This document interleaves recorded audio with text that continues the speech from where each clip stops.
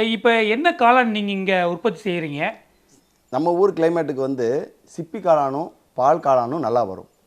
அதற்குண்டான காளான் குடில் அமைப்பு முறைகள் சரியான முறையில் அமைச்சிட்டிங்க அப்படின்னா எல்லா தட்பவெட்ப சூழ்நிலைக்கும், அதாவது ஏப்ரல் மே வெயில் காலம், நவம்பர் டிசம்பர் மழை காலம், ஆடி மாத காற்று காலம், ஒவ்வொரு காலகட்ட சூழ்நிலைக்கும் தகுந்த மாதிரி காளான்களை மாற்றி மாற்றி வளர்க்கலாம்.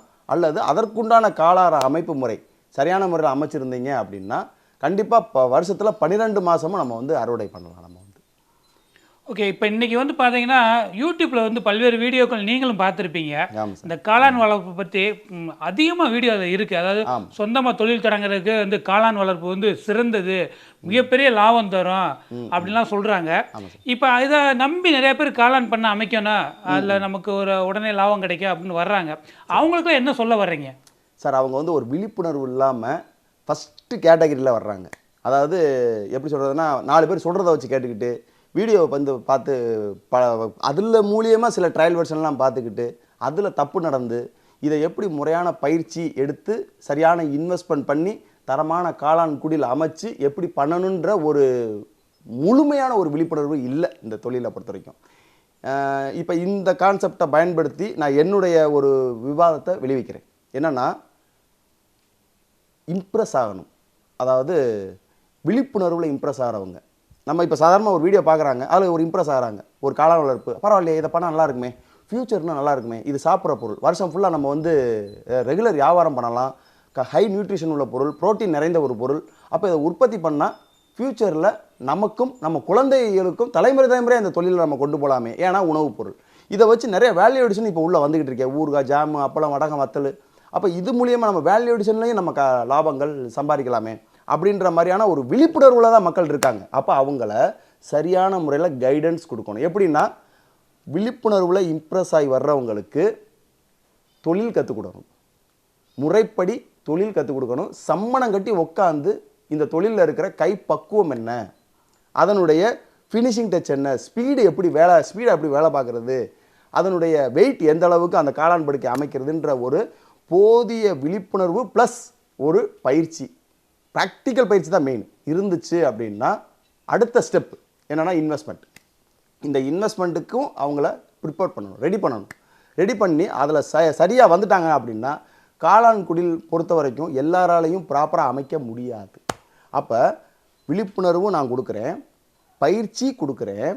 இது மூலியமாக இம்ப்ரெஸ் ஆகி இன்வெஸ்ட்மெண்ட் பண்ண வர்றவங்களுக்கு முறையான காளான் குடில் அமைப்பு முறை என்ன அப்படின்றதையும் நானே வந்து தமிழ்நாடு, கேரளா, கர்நாடகா, ஆந்திரா 4 ஸ்டேட்டுக்கும் நான் வந்து ட்ராவல் பண்ணி காளான் குடில்கள், சிப்பி காளான் குடிலாக இருந்தாலும் சரி, பால் காளான் குடிலாக இருந்தாலும் சரி, நான் அமைச்சு கொடுக்கறதுக்கு நான் ரெடி. நீங்களே அமைச்சு கொடுத்துட்றீங்க? கண்டிப்பாக. அதுக்கு என்ன காஸ்ட் வரும் சார்? ஒவ்வொரு அதில் வந்து வெறும் குடில் அமைப்பு முறைன்னு மட்டும் வராது சார். உள்ளுக்குள்ளே வந்து மொத்தம் 45 பாயிண்ட் வரும் சார். ஏன்னா ஃபஸ்ட்டு வந்து காளான் குடில் அமைப்பு முறை, உள்ள ஆத்மனல் போடணும், சுற்றி சேனல் சாக் கட்டணும், எக்ஸாஸ்ட் ஃபேன் வைக்கணும், ஸ்ப்ரிங்க்லர் செட்டிங்ஸ் போடணும், வைக்கிற டேங்கு, வைக்கோல், விதை, ரா மெட்டீரியல், ஏற்றுக்கூலி, இறக்குக்கூலி, வண்டி வாடகை, இவ்வளோ இந்த ஒரு 45 பாயிண்ட் அதெல்லாம் இருக்குது. இந்த 45 பாயிண்ட்டும் சேர்ந்தது ஒரு காளான் குடிலினுடைய தொடக்க முறை. அப்படின்றப்ப இது வந்து ஒவ்வொரு காலகட்டத்துக்கும் பணம் சம்மந்தப்பட்ட விஷயங்கள் மாறுபடும். அதனால் நம்ம ரேட்டை வந்து சரியான முறையில் நம்ம வாயை திறந்து சொல்லிட முடியாது. என்னைக்கு தேதிக்கு இந்த வீடியோவை பார்த்துட்டு அன்னைக்கு வர்றாங்களோ அன்னைக்கு தேதிக்கு என்னால் அப்டேட் பண்ணி என்னால் அவங்களுக்கு சரியான முறையில் ஜிஎஸ்டி கொட்டேஷன் போட்டு கொடுக்க முடியும். சரிங்களா? ஸோ அப்போ காளான் குடில் அமைப்பு முறை என்னால் பண்ணி தர முடியும். அதுக்கப்புறம் கஷ்டப்பட்டு தொழில் கற்றுக்கிட்டு அதை இன்வெஸ்ட்மெண்ட் பண்ணி ஆரம்பித்து காளானே உற்பத்தி பண்ணி கையில் எடுத்துட்டாங்க, அதற்குண்டான டெக்னிக்கல் சப்போர்ட் என்னால் ரெகுலரேஷனாக என்னால் கொடுக்க முடியும். அடுத்தது பார்த்திங்கன்னா மார்க்கெட்டிங். மெயினான விஷயம் வந்து மார்க்கெட்டிங் தான். மார்க்கெட்டிங்கை பொறுத்த வரைக்கும் நிறைய காளான் பணியாளர்கள் வந்து வியாபாரிகளை நம்பி தான் வியாபாரம் பண்ணுறாங்க, தொழில் ஆரம்பித்து உற்பத்தி பண்ணுறாங்க. அந்த வியாபாரிகள் ஒரு ஸ்டேஜ் வரைக்கும் காளான் எடுக்கிறாங்க, ஒரு ஸ்டேஜுக்கு அப்புறம் வந்து பார்த்திங்கன்னா பேரம் பேச ஆரம்பிச்சிடுறாங்க. ஒரு ஸ்டேஜில் வந்து எங்களுக்கு காளான் இப்போதைக்கு வேணாம் அப்படின்ற ஒரு சூழ்நிலைக்கு காளான் பண்ணையாளர்களை தள்ளிவிடும்போது தான் அவங்க நஷ்டம்ன்ற ஒரு போர்வையில் வந்து உட்காந்துக்கிறாங்க. வேறு வழி இல்லாமல் என்ன பண்ணுறது, ஆரம்பிச்சமே என்ன பண்ணுறது. ஸோ அப்போ அந்த மார்க்கெட்டிங் சப்போர்ட்னால் என்ன, அந்த மார்க்கெட்டிங்க்கு நம்மளாம் எப்படி பண்ணுறது, நம்ம கையை உண்டி எப்படி கரணம் பாயிறது அப்படின்ற ஒரு வழிமுறையை என்னால் செஞ்சு கொடுக்க முடியும், சொல்லித்தர முடியும். அதற்குண்டான விளம்பரங்களும் என்னால் பண்ணித்தர முடியும். இது போக மிஞ்சுது, காளான் இதுவும் போக எனக்கு மிஞ்சுது அப்படின்னா நீங்கள் எவ்வளோ உற்பத்தி பண்ணாலும் அவ்வளவு காளானையும் நான் வாங்குறதுக்கு ரெடியாக இருக்கேன். காரணம் வாங்கிக்கிறீங்க. காரணம் அதுக்கும் காரணம் சொல்லி எனக்கு வந்து காளான் வந்து ட்ரைடு மஷ்ரூமாக இருந்தால் ரொம்ப நல்லது. இப்போ வெளி மாவட்டங்களில் இருக்கவங்களாம் ஃப்ரெஷ் மஷ்ரூம் அனுப்புறதுக்கு ரொம்ப சிரமப்படுவாங்க. ஓகே. அப்போ ட்ரைடு மஷ்ரூம் அனுப்புங்க. ட்ரைடு மஷ்ரூம் வாங்கி நான் என்ன பண்ணுவேன் அப்படின்னும் போது என்னுடைய ஏரியாவில் ஃபுல்லாக நீங்கள் பார்த்தீங்கன்னா ஃபுல்லாக மிஷினரிஸ் தான். என்னென்னா ஃபஸ்ட்டு வந்து காளான் பவுட்ராக்கி அதை வந்து health mix powder, soup mix powder, இது ரெண்டுக்கும் இந்த பவுட்ரு நான் வந்து 4 ஸ்டேட்டுக்கும் சப்ளை பண்ணிகிட்டு இருக்கிறேன். ஒன்று. அடுத்தது பார்த்திங்கன்னா இதையே வேக வச்சு அதோட வந்து நாங்கள் சில மசாலா பொருட்கள் கலந்து காளான் சமோசா அப்படின்ற ஒரு கான்செப்டை ரெடி பண்ணி காளான் மசால் பூரி, காளான் சமோசா அப்படின்னு டீ கடை, hotel, bakery, cinema theatres, wine shop plus தள்ளுவண்டிக்காரங்க, அந்த பானிபூரி பேல்பூரிக்காரங்க, தள்ளுவண்டிக்காரங்க. ஸோ இவங்களுக்கு நாங்கள் மதுரை, என்னோடய ஊர் வந்து மதுரைன்றப்ப மதுரையில் இருக்கிற இவ்வளோ வியாபாரிகளுக்கும் நாங்கள் நேரடியாக வியாபாரம் பண்ணி சப்ளை பண்ணிக்கிட்டு இருக்கோம். ஸோ அப்படின்றப்ப எங்களுக்கு காளான் பத்தலை. இது போக ஊறுகாய், ஜாமு, அப்பளம், வடகம், காளான் உப்புக்கண்டம், இவ்வளோ விஷயமும் நாங்கள் காளானை ஃபோக்கஸ் பண்ணி தான் நாங்கள் வந்து வேல்யூ அடிஷன் சொல்லி பண்ணி அதிக லாபம் எடுத்துக்கிட்டு இருக்கோம். இந்த காளான் உற்பத்தி, அதாவது இந்த காளான் பண்ணை வச்சு நடத்துறது உரிய அங்கீகாரம் இருக்கா? ஏன்னா நிறைய பேர் சொல்கிறாங்க, இந்த என்னடா திருப்பி போய் இந்த குடிசை தொழில் மாதிரி உள்ளே போய் நம்ம செட்டு போட்டு படிச்சுட்டு நம்ம போய் இந்த வேலை பார்க்குறோம் அப்படின்னு நினைக்கிறாங்க. அது மட்டும் இல்லை, தொழில் தொடங்க நினைக்கிறவங்களே சுற்று இருக்கிறவங்களே வந்து அதை வந்து ஒரு சிறுமைப்படுத்தி பேசுகிறதாக ஒரு தகவல் இருக்குது. இதுக்கு உங்களுடைய பதில்? சார் ரொம்ப சிம்பிளான கேள்வி கேட்டீங்க சார். நான் வந்து மெக்கானிக்கல் இன்ஜினியர் சார். நான் முடித்தது 98 சார். 98னா கிட்ட 2000க்கு முன்னாடி மெக்கானிக்கல் இன்ஜினியர்னால் வந்து எல்லா பக்கமும் அவ்வளோ வாண்டட் இருந்துச்சு. அந்த வாண்டடெல்லாம் தவிர்த்துட்டு நான் வந்து ஹைடெக் ஆயில் லிமிட்டடில் குவாலிட்டி கண்ட்ரோல் இன்ஜினியர்லாம் ஒர்க் பண்ணேன். நான் சூப்பர்வைசராக ஒர்க் பண்ணியிருக்கேன், குவாலிட்டி கண்ட்ரோல் இன்ஜினியர். அதுக்கு அடுத்த லெவலுக்கு நான் போகிற கண்டிஷனில் இருக்கும்போது விடிஞ்சு போய் அடைஞ்சு வர்ற தொழிலாக இருந்துச்சு. இது வந்து காலைல 8 மணிக்கு போய்ட்டு நைட்டு 8 மணிக்கு வர்ற மணிக்கு இருந்துச்சு. அப்போ குடும்பம்னா என்ன, குட்டினா என்ன, ஃப்ரெண்ட்ஸ்னா என்ன ஒன்றுமே தெரியாமல் இருந்துச்சு. ஸோ இதெல்லாம் பார்த்துட்டு தான் நான் விளையாட்டுத்தனமாக இறங்கின தொழில் தான் இந்த காளான் வளர்ப்பு. தப்பு, நிறைய தப்பு பண்ணியிருக்கேன். கஷ்டம், நிறைய கஷ்டப்பட்டிருக்கேன். நஷ்டம் அதை விட நிறைய பண விரயம் நிறைய பண்ணியிருக்கேன். ஆனால் விட்டுறக்கூடாது. ஆரம்பித்த தொழிலை, சந்தோஷமாக ஆரம்பித்த தொழிலை, ஏற்றுக்கிட்ட தொழில் நம்ம வந்து விட்டுறக்கூடாது. இதில் இருக்கிற கஷ்ட நஷ்டங்களை சரி பண்ணி ஒழுங்குபடுத்தி இதில் இருக்கிற தவறுகளை சரி பண்ணுறதுக்கு தான் அந்த மெக்கானிக்கல் மைண்டை நான் யூஸ் பண்ணேன்னு தவிர்த்து என்னோடய படிப்பறிவையும் சரி பகுத்தறிவையும் சரி நான் ரெண்டையும் சரியான முறையில் பயன்படுத்தி அந்த மெக்கானிக்கல் மைண்டுக்கு உண்டான shortcut method, die work, manufacturing work, அதற்குண்டான மெயின்டெனன்ஸ் ஒர்க்கு, அதற்குண்டான கன்ஸ்ட்ரக்ஷன் ஒர்க்கு எல்லாத்தையும் நான் அதுக்கப்புறம் தான் ஸ்டடி பண்ணவே ஆரம்பித்தேன். இறங்குனதுக்கப்புறம் தான் ஸ்டடி பண்ண ஆரம்பித்தேன். இன்வெஸ்ட்மெண்ட் பண்ணதுக்கப்புறம் தான் ஸ்டடி பண்ண ஆரம்பித்தேன். ஆரம்பித்ததுக்கப்புறம் அந்த 12 வருடங்களில் வந்து கஷ்டம் நஷ்டம் எல்லாமே நடந்ததுனால தான் இன்றைக்கி எத்தனையோ மனிதர்களுக்கு, என்னை தேடி வர்ற நண்பர்களுக்கு என்னால் பயிற்சின்ற பேரில் காளான்களை பற்றின ஒரு விழிப்புணர்வு, இவ்வளவு ஒரு ஸ்பீச், இவ்வளவுப்பட்ட அனுபவத்தை என்னால் வந்து ஷேர் பண்ண முடியுது. ஸோ படிப்புக்கும் இதுக்கும் எந்த ஒரு சம்பந்தமும் கிடையாது. அதை விட முக்கியமான ஒரு விஷயம், நீங்கள் கேட்டீங்கல்ல, என்ன நீ போய் இப்போ இவ்வளவு படிச்சு விட்டு வக்கக்கேட்ட போய் தூக்குற, போய் என்னமோ காளான் படித்து தெருவில் நின்றுக்கிட்டு கூவி வியாபாரம் பண்ணிக்கிட்டு இருக்க அப்படின்னா, அப்படியே இருக்கட்டும், அப்படியே வச்சுக்கங்க. ஏன்னா நம்மளையும் நம்மளை சுற்றி இருக்கிற மக்களுடைய அந்த கண்ணேருன்னு ஒன்று இருக்குது பார்த்தீங்களா, அந்த கண்ணேர்லேருந்து தப்பிச்சு வந்து நம்ம ஜெயிச்சோம்னா தான் ஜெயிக்க முடியும். அவங்களுடைய கண்ணேர், ஐயோ என்னடா இவன் இப்படி இருக்கானே அப்படி இருக்கானேன்றால் நம்ம சொல்லி முடிஞ்சு போச்சு. ஸோ இது வந்து நான் வந்து ஒரு ஆன்மீக ரீதியான ஒரு சென்டிமெண்ட்டான ஒரு கான்செப்ட் தான். ஆனால் இப்போ வரைக்கும் என்ன நினைக்கிறாங்க, அவனே பாவம் ஒரு ஓலை கொட்டாயை போட்டுக்கிட்டு அதுக்குள்ளே ஒரு 4 காளானை வளர்த்துக்கிட்டு அதிலேருந்து பறிச்சுக்கிட்டு அன்னன்னைக்கு செலவுக்கு அன்னன்னைக்கு கஞ்சி குடிச்சிக்கிட்டு இருக்கான். இப்படித்தான் என்னையை பற்றி பேசிக்கிட்டு இருக்காங்க இன்றைக்கி வரைக்கும். ஆனால் இதனுடைய வளர்ச்சி என்னன்றது எனக்கு மட்டும் தெரிந்த ஒரு உண்மையான ரகசியம்.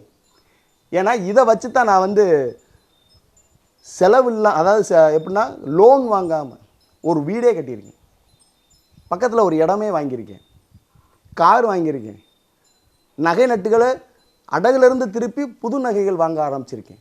இப்படி ஒவ்வொன்றா ஸ்டெப் பை ஸ்டெப்பாக பண்ணிக்கிட்டு இருக்கேன். ஆனால் வெளியில் யாருக்கும் தெரியாது. இதுதான் விஷயம். சத்தம் இல்லாமல் பண்ணுற ஒரு அமைதியான மிக மிக சுத்தமான ஒரு தொழில். சரிங்களா? இந்த காளானை வந்து நான் எடுத்து சேல்ஸ் பண்ணுறேன்னு வச்சுக்கோங்களேன், இந்த காளானை உங்கள் கையில் கொடுக்குறதுக்கு நான் ரொம்ப பெருமைப்படுவேன். ஏன்னா இந்த பொருள் மேலே எவ்வளோ சத்துகள் இருக்குது, டேஸ்ட் இருக்குது அப்படின்றது எனக்கு தெரியும். ஸோ அந்த சத்துக்கள் வந்து உங்ககிட்ட வந்து சேருது. அப்போ இந்த பொருளை கொடுத்தோம்னா நம்ம மட்டும் இல்லை, நம்ம தலைமுறையும் நீடூடி வாழும் அப்படின்ற ஒரு நம்பிக்கையோடு தான் நான் இந்த தொழிலே முழுசாக நான் இறங்கியிருக்கேன். இப்போ வரைக்கும் நான் வெற்றிகரமாக ரன் பண்ணிக்கிட்டு இருக்கேன். சார், இப்போ நம்ம பண்ணையில் வந்து காளான் உற்பத்தி செய்கிறீங்க. இந்த காளானில் வந்து என்னென்ன மருத்துவ குணங்கள்லாம் இருக்குது சார்? நமக்கு வந்து சிப்பி காளானும் பால் காளானும் நம்ம ஊர் கிளைமேட்டுக்கு வளரும்னு சொன்னேன் பார்த்தீங்களா. இப்போ வந்து சிப்பி காளான் வளர்ந்துருக்கு. இருங்க பறிச்சுக்கிறேன். பறிப்புலாம் பெருசாக விஷயம் கிடையாது. இந்த அப்படி ஒரு திருன்னு பறிச்சுக்கலாம், அவ்வளோதான். இந்த ஓகே, இது ஆக்சுவலாக இன்றைக்கி காலையில் பறிக்க வேண்டிய காளான்கள். நீங்கள் வீடியோ எடுக்க வரணுன்றதுக்காக விட்டு வச்சுருந்தது கிட்டத்தட்ட 7-8 மணி நேரத்துக்கு மேலே ஆனதுனால கொஞ்சம் வயோதிக பருவமாக மாறிடுச்சு. இது வந்து சிப்பி காளான்னு சொல்லுவாங்க சார். அதாவது நம்ம முன்னோர்கள் சொல்கிற வார்த்தை வந்து நாட்டு மரக்காளான், அதாவது நாட்டு மரப்பட்ட காளான்னு சொல்லுவாங்க. இதுலேயே பால் காளான்னு சொன்னேன் பார்த்தீங்களா, அது வந்து நாட்டு மரவேர் காளான். அது வந்து வேற பிடிச்சி வளர்றது மரவேர் காளான்னு பால் காளான்னுவாங்க. இது வந்து பட்டையை பிடிச்சி வளர்றது. ஸோ நாட்டு மர பட்டை காளான், சிப்பி காளான், பால் காளான், இதுதான் கணக்கு. சரி, இதனுடைய முக்கியமான மருத்துவ குணங்கள் என்ன அப்படின்னு பார்த்தீங்கன்னு வச்சுக்கோங்களேன். உடம்புல இருக்கிற மனித உடம்புல இருக்கிற கெட்ட நீர், கெட்ட கொழுப்பு, கெட்ட இரத்தம், கெட்ட வாயு, இதை சாப்பிட்றதுனால அதை அனைத்தையும் எரித்து கரைச்சி யூரின் வழியாகவும் மோஷன் வழியாகவும் வெளியில் போகிறத நம்ம கண்கூட பார்க்கலாம். ஸோ அப்போ இது எப்படியெல்லாம் சமைச்சு சாப்பிடணுமோ அப்படியெல்லாம் சமைச்சு சாப்பிடுங்க. வேல்யூ அடிஷனாக பண்ணி சாப்பிடுங்க, சூப் வச்சு சாப்பிடுங்க, பக்கோடா, பச்சி எது வேணாலும் வச்சு சாப்பிடுங்க. ஆனால் சாப்பிட்டுட்டு தூங்கிடுங்க. நார்ச்சத்து அதிகம். இரவு நேரத்தில் சாப்பிட்டுட்டு தூங்குனீங்கன்னா அடுத்த நாள் விடிய காலம் 4 மணிக்கு எந்திரிச்சிருவீங்க. அந்த அளவுக்கு இதில் வந்து நார்ச்சத்து அதிகம்ன்றதுனால உங்களுக்கு செரிமான கோளாறு அப்படின்ற ஒரு வாய்ப்பே இதில் வருவதற்கு ரொம்ப கஷ்டம். அந்த செரிமான கோளாறு குறைஞ்சிருச்சு அப்படின்னாலே உடம்புல இருக்கிற எல்லா கசடுகளும் உங்களுக்கு யூரின் வழியாகவும் மோஷன் வழியாகவும் வெளியில் போயிடும். ஸோ இது எல்லாம் வெளியில் போயிடுச்சு அப்படின்னாலே உங்கள் உடம்பு வந்து திரும்பவும் ரீஃப்ரெஷ் ஆயிரும். ரீஃப்ரெஷ் ஆயிடுச்சுன்னா உங்களுக்கு இருக்கிற நோய்களுக்கு உண்டான அனைத்து ஒரு சிம்டம்ஸும் குறைஞ்சிரும். ஸோ இது வந்து நாட்டு மர பட்டை காளான். அது பால் காளான்றது வந்து நாட்டு மர வேர்க்காளான். ஸோ இதுதான் கணக்கு. அந்த மரத்தினுடைய மருத்துவ குணாதிசயங்கள் ஃபுல் அனைத்தும் இந்த காளானுக்குள்ளே இருக்கிறதுனால இது அப்படியே ஒரு காளானை சாப்பிட்டீங்கன்னா அந்த மரத்தையே சாப்பிட்ட மாதிரியான சதம். மினிமம் ஒரு காளான் பண்ணை அமைக்கிறதுக்கு எவ்வளோ செலவாகும்? இன்றைய காலகட்டத்துக்கு நான் சொன்ன அந்த ஒரு 45 பாயிண்ட் இருக்குல்ல சார், அதாவது மூங்கில், மரம், பாலை, வரிச்சி, கொச்சங்கயிறு, கிடுகு, இது போக ஏற்றுக்கூலி, இறக்குக்கூலி, வண்டி வாடகை, உள்ளே போடுற மணல், sprinkler settings, exhaust fan, automation system, sensor system, இதெல்லாம் வந்து ப்ராப்பராக ஒரு காளான் குடில் அமைக்கணும் அப்படின்னா குறைந்தபட்ச இன்வெஸ்ட்மெண்ட் அப்படின்னு பார்த்தீங்கன்னா இன்றைய காலகட்டம் 2025 ஒரு 2 லட்ச ரூபாயாவது வேணும் சார். 2 லட்ச ரூபாயாவது வேணும் மினிமம். அப்படி இருந்துச்சு அப்படின்னா அப்போ மந்த்லி இன்கம் எவ்வளோ கிடைக்கிறதுக்குண்டான வாய்ப்புகள் இதில் இருக்குது அப்படின்னு பார்க்கும்போது குறைந்தபட்சம், நான் வந்து அதிகபட்சம் சொல்ல விரும்பலை, குறைந்தபட்சம் அதாவது அனுபவம் இல்லாத உங்களுக்கு அப்படின்னா ஒரு 30 ரூபா வரைக்கும் ஏர்ன் பண்ணுறதுக்கு உண்டான வழிமுறைகள் இதில் இருக்குது சார். அதுவும் 3 முதல் 4 மணி நேரம் ஒரு நாளைக்கு வேலை. ஒரு நாளைக்கு 4 மணி நேரம் வேலை பார்த்தா மாதம் ஒரு 30 ரூபா வந்து வருமானம் கிடைக்கிறதுக்கு வழி இருக்குது. மேனுவல் ஒர்க்கும் கொஞ்சோண்டு பணமும் இருந்துச்சு அப்படின்னா நீங்கள் தாராளமாக இந்த ஒரு 30 ரூபா ஏர்ன் பண்ணலாம். அதாவது மினிமம் குறைந்தபட்சம். அனுபவத்து ரீதியாக கொஞ்சம் உங்களுக்கு அனுபவம் கூட அந்த லாபமும் உங்களுக்கு கூடுவதற்கு வாய்ப்புகள் அதிகம். இது என்னன்னு தெரிஞ்சுக்கிறதுக்கு நீங்கள் எனக்கு ஒன்று ஃபோன் பண்ணுங்கள், இல்லை வாட்ஸ்அப்பில் எனக்கு உங்கள் பேரையும் உங்கள் அட்ரஸையும் எனக்கு டைப் பண்ணி அனுப்புங்க. நான் எல்லா தகவலும் அது சம்மந்தப்பட்ட தகவல்களும் உங்களுக்கு நான் ஷேர் பண்ணுறேன். இதுவரையும் வீடியோவில் வந்து காளான் வளர்ப்பு சம்மந்தமான பல்வேறு கேள்விகளை வந்து நம்ம இங்கே சக்ஸஸ்ஃபுல்லாக இயங்கிட்டு இருக்க விஜயகுமார் அவர்கிட்ட வந்து நம்ம கேட்டு தெரிஞ்சுக்கிட்டோம். கண்டிப்பாக இந்த வீடியோ வந்து உங்களுக்கு மிகவும் பயனுள்ளதாக இருக்கும். ஏன்னா நிறைய பேருக்கு வந்து காளான் வளர்ப்பு சம்மந்தமாக வந்து பல்வேறு சந்தேகங்கள்லாம் இருந்திருக்கும். அதுக்கெல்லாம் வந்து இந்த வீடியோ வந்து சரியான ஒரு தீர்வு கொடுத்துருக்கும்னு நான் நம்புகிறோம். மீண்டும் இதே மாதிரி ஒரு அழகான பதிவில் உங்களை சந்திக்கிறேன். நன்றி.